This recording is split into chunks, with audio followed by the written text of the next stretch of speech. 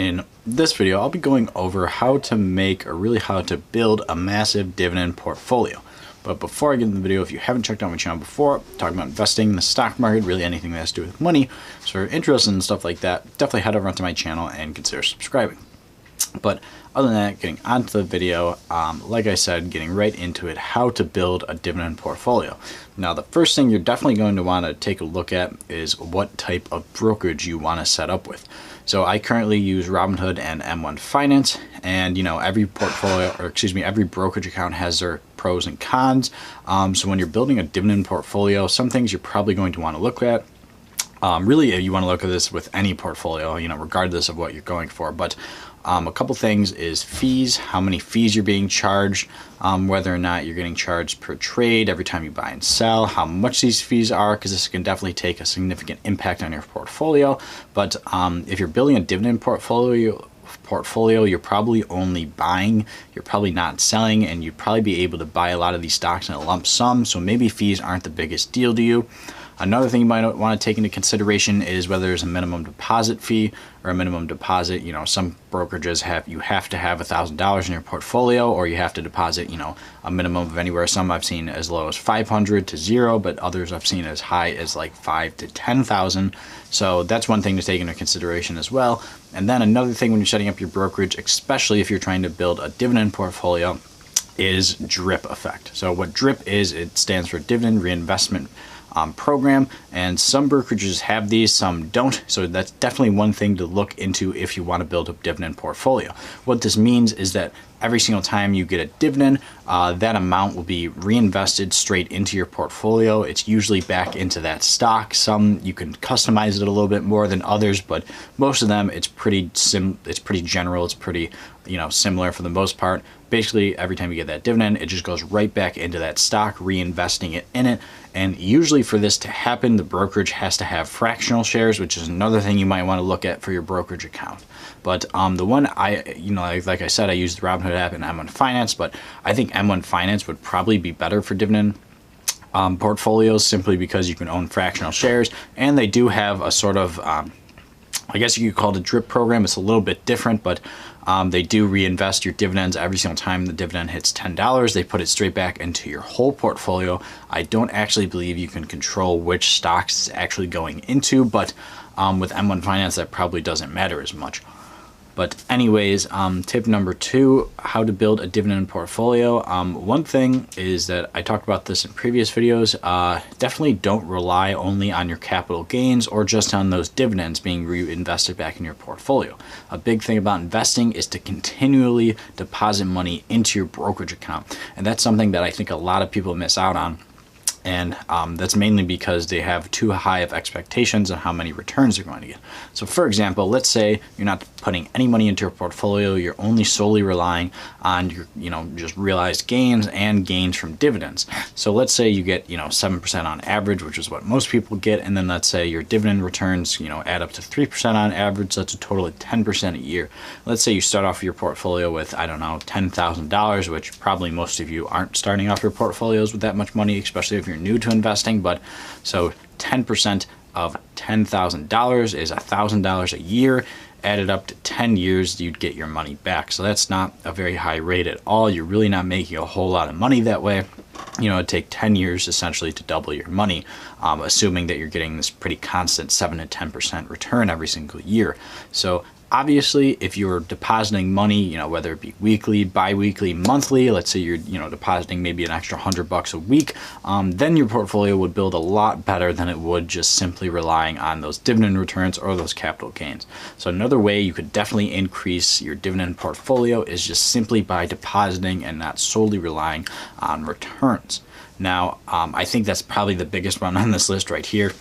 That's a lot of things people forget about. They watch a lot of YouTubers out there, a lot of people out there claiming, they're getting like 40% returns a week, which is totally unrealistic, especially if you're looking at dividend investing, because to be completely honest, if you're getting like a 3-4% dividend return a year, that's probably pretty good for the most part. There's not a lot of reliable stocks out there that are giving yields higher than 5 to 6%. If they are, there's a good chance as soon as that, recession or stock market crash comes, or even if the stock market dips a little bit, that they're going to pretty much immediately cut their dividends. And you could simply look that up by checking their past dividend returns. And that's moving on to the next point on how to build a pretty massive dividend portfolio, is look at companies' dividend yields, what they're giving out right now, but also look at they've consistently given these dividends in the past. Now, one list of stocks you might want to look at is the Dividend Aristocrats, which you could just find those stocks with a simple Google search, but these are a list of stocks that have been increasing their dividend yields consistently annually for, I believe it's 25 years, and a lot of them have been doing it for longer than this. So one thing to definitely look at with stocks that you're trying to choose for dividend stocks is, have they been increasing their dividend yield? And if not, have they remained stagnant, or have they decreased it recently, or even, in the past 10 years or so? One kind of like moment in time where I look at a lot of dividend stocks to see if they're actually reliable or not is in the 07-08 range. Basically, any companies that decrease their dividend yield from anywhere from 2007 to like the 2009 range probably decreased it or cut their dividend because of the recession that happened somewhat recently, about 10 years ago. So there are some companies that didn't cut their dividends, and I would say that those companies probably have a lot more reliable of a dividend and probably aren't going to cut them if something else happens again. Now, is that guaranteed that they won't cut them? Probably not. Is it guaranteed that they're going to increase them? Probably not, but it's probably giving you a pretty good indication that they're not going to cut them, because there are a lot of big blue chip dividend stocks that did cut their dividend yields even up to 50% during that recession. So obviously that would take a pretty big hit on your portfolio, considering not only are you losing price valuation of your stocks by them decreasing in price, but you're also losing that dividend yield if they were to cut that too. So that could be very, very crucial to your dividend portfolio, especially if you're probably investing in a dividend portfolio. You're probably doing it for the long term, not necessarily the short term. And the last thing you might want to take into consideration when creating a dividend portfolio, or if you're trying to build your dividend portfolio, is looking into some monthly dividend stocks. Now, monthly dividend stocks are great because compared to normal dividend stocks, most dividend stocks, probably I think it's like 80% of them, give out dividends 4 times a year.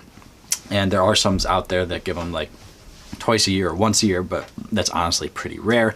Most stocks give them out 4 times a year, but there is a small percentage of stocks that give them out every single month. Now, I do own a couple in my portfolio, and I've posted videos about monthly dividend stocks in the past, so definitely head around to my channel and check that out if you're interested in finding the specific stocks. But monthly dividend stocks are nice because, especially if you're reinvesting that dividend, it's really starts to add up, and once you get the compounding interest into that, it really starts to add up a lot quicker than a normal dividend stock, even if the yield might be slightly lower. But a lot of these monthly dividend stocks typically have pretty good yields, anywhere above 3%. And another thing to watch out for monthly dividend stocks and just dividend stocks in general is that if it has an extremely high dividend yield, and that could be anywhere, I consider it pretty high if it's above 6 or 7%, and even some are up to the 20% range. If a stock has that high of a dividend yield, it is most likely not sustainable at all, and there's a very good chance they're probably going to cut it within the next couple of months, or even the next couple of years, and they most definitely will cut that dividend if the stock market was to go down significantly, whether it be a crash, recession, or even just a little bit of a dip.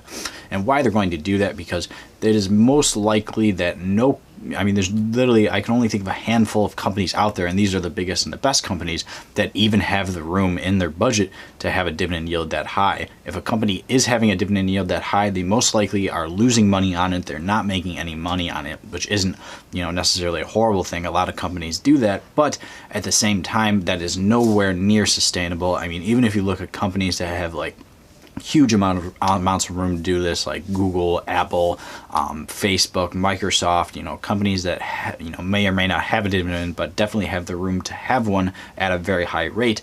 Even companies like this don't have them that high. So that is one thing to look at as well. Is it too dangerously high? Obviously you don't want one below 1% or something like that, unless you're expecting future growth of the dividend, but you don't want one crazy high because it's probably not sustainable. But anyways, guys, that's it for this video. I hope you enjoyed the video. If you did, leave a like and comment below what are some dividend stocks you might be looking at or that you like. But other than that, guys, like I said before, if you haven't checked out my channel before, I'm talking about investing in the stock market. So if you're interested in that, definitely head over and check it out.